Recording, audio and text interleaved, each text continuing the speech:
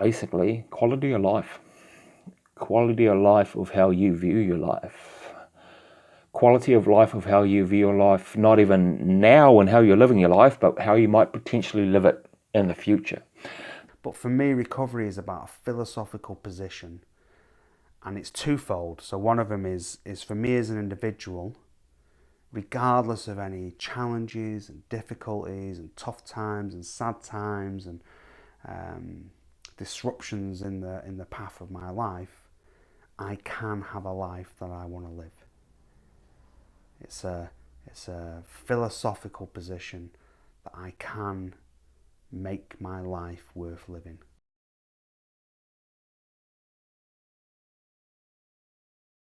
The biggest turning point for me was I was broke, homeless, I had incredibly bad depression, and I was asked to look after a friend of mine's child.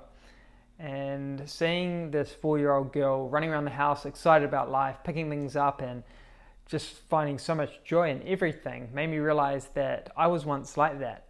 And I can potentially go back to being like that, to find joy and happiness in things that seem quite cold and dark.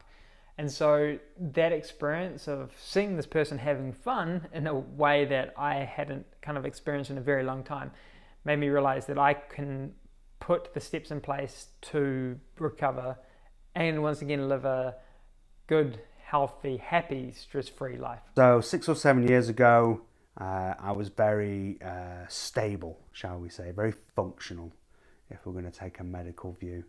I was doing very well on my medication. I was stable on lithium, taking sleeping tablets for insomnia, and basically, that was holding me in a good place. I managed to find a relationship, a job, a house, had a child. I was kind of ticking off all the things that my upbringing told me was a successful life. Except for I was having panic attacks again. And it had been so long since I'd had a panic attack that I wasn't even recognising it as a panic attack.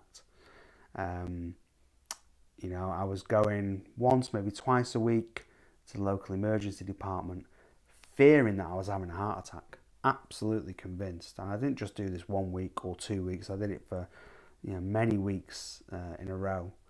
And each time was basically told, yes, Mr. Edwards, you're having a panic attack. And this will pass, and here's some techniques. And I guess in my defense, one of the differences was that these panic attacks were very physiological. It was a very bodily reaction to the stresses and strains that were going on in my life. There wasn't so much of the psychological terror or fear and those sorts of things at play. So anyway, this went on for a few weeks, and eventually, one night they kept me in overnight, and they put me in the gown and took the bloods to check for the hormones in the bloodstream to see if I was having a heart attack. That's how convincing my presentation had been. And I had a few epiphanies that night as it was clear that this was still panic. But one of the main ones, and in terms of how I see my own journey, was that until that point, I'd kind of seen the job of recovery as essentially getting myself match fit, being able to be functional and perform, the role that I'd created for myself in society. And, that served me well. I was enjoying life and doing well. But what it showed me is that there is more to these experiences than a simple patch-up job.